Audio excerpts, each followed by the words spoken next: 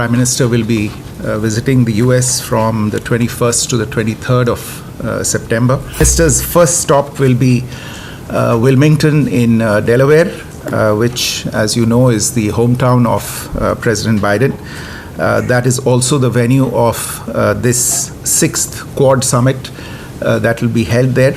It also happens to be the 4th in-person summit between the Quad leaders, and that will be during the day on the 21st of September.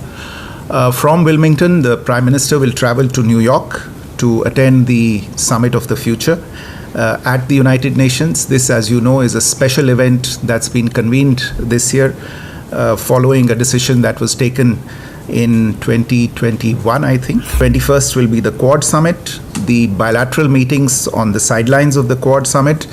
A very special event this time on the sidelines of the Quad Summit will be a cancer moonshot event. This is a major priority. The 22nd, the Prime Minister will have an interaction with the Indian diaspora. This is being organized this time by the community in Long Island in New York.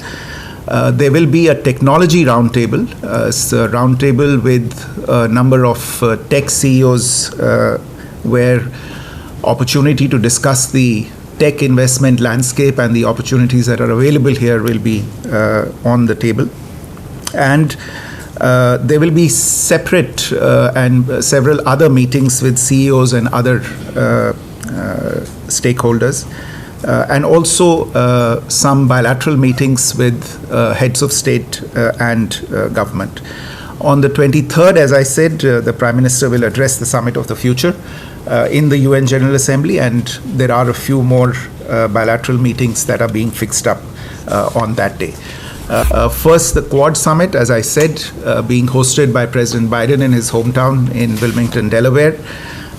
Now, I know that some of you have had some curiosity earlier about the fact that it was India's turn to host the Quad Summit this year. That's a fact, but we had discussions with our US colleagues, and at the request of the US side, we agreed to exchange it, given that the Prime Minister was going to be in the United States. As you probably already know, India will host the next Quad Leaders Summit in 2025. The Quad's constructive agenda continues to develop.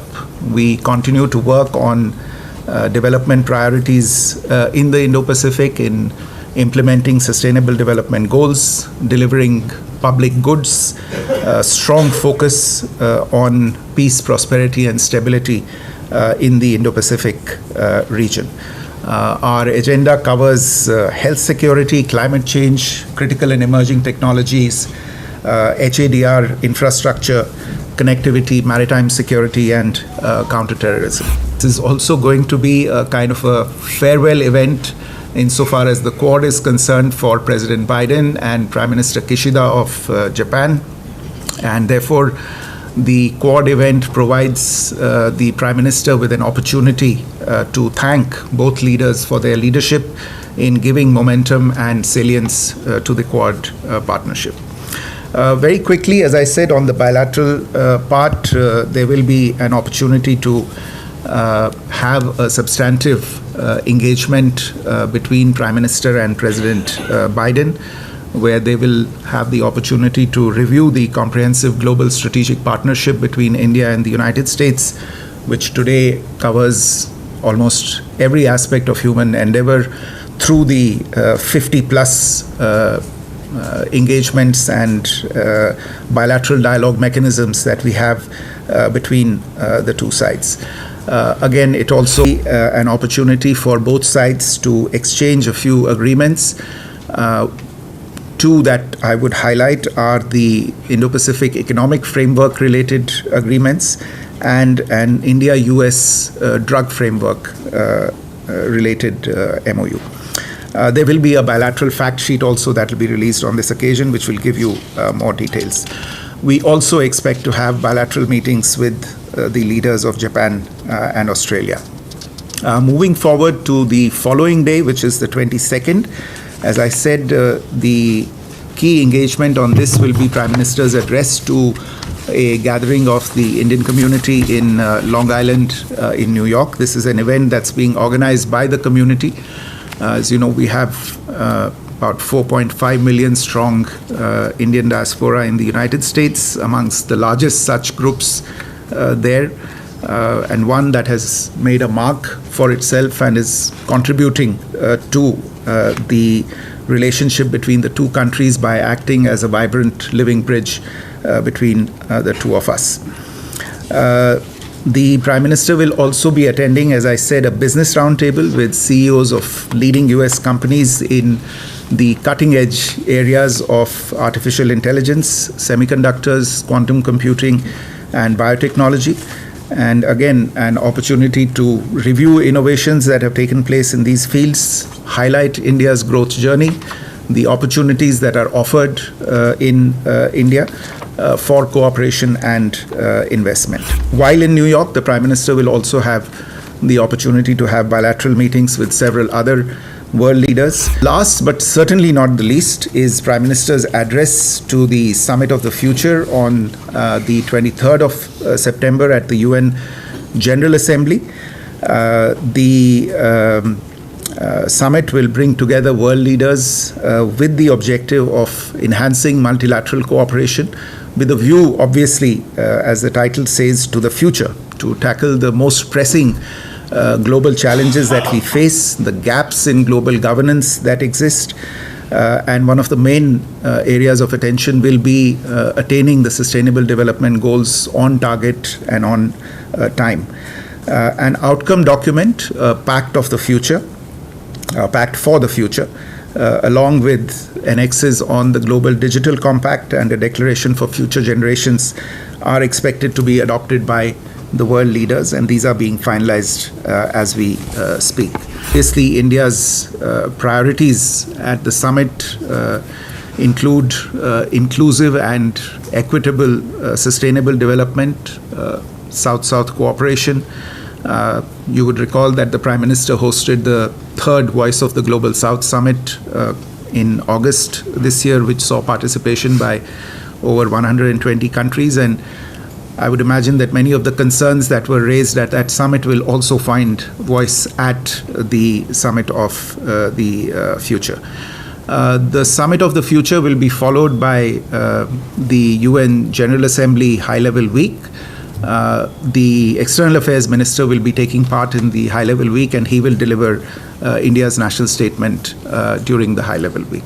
Shri जो पूर्व राष्ट्रपति हैं Shri Donald Trump, उनके साथ प्रधानमंत्री जी की मोदी जी की भेंट होगी या नहीं। देखिए, जैसा मैंने पहले ही कहा कि प्रधानमंत्री जी के साथ कई सारी मीटिंग्स इस समय हैं जिनको हम फिक्स करने की कोशिश कर रहे हैं। जितना समय उपलब्ध है हमारे पास मीटिंग्स के लिए, तो अभी मैं किसी स्पेसिफिक मीटिंग के बारे में आपको नहीं बता पाऊँगा कि मीटिंग्स फिक्स हुई हैं या नहीं।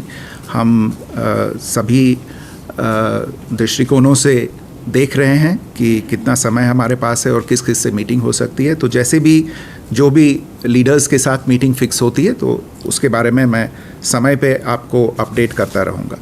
अभी हाल ही में प्रधानमंत्री जी के उनकी यात्रा रूस में हुई थी, यूक्रेन में हुई थी। उसके बाद उन्होंने लीडर्स से बातचीत भी की, राष्ट्रपति बाइडेन से बातचीत की, राष्ट्रपति पुतिन से बातचीत की, और हमारे राष्ट्रीय सुरक्षा सलाहकार भी जब रूस गए थे उनकी भी राष्ट्रपति पुतिन से बातचीत हुई थी।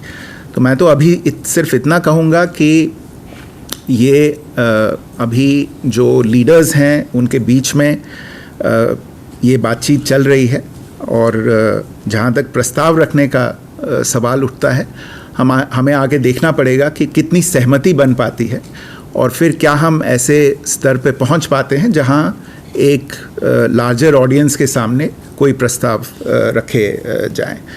तो मेरे ख्याल से इसमें थोड़ा सा इंतज़ार करने की आवश्यकता है और सही समय पे आपको इसके बारे में बता पाएंगे। Your question on the remarks that have been made by former President Trump and whether they will come up in a discussion, I think we first need to work our way through to fixing a meeting and then look at the issues. Obviously, as I said, I can't make any comment on the meeting at this place at this point in time.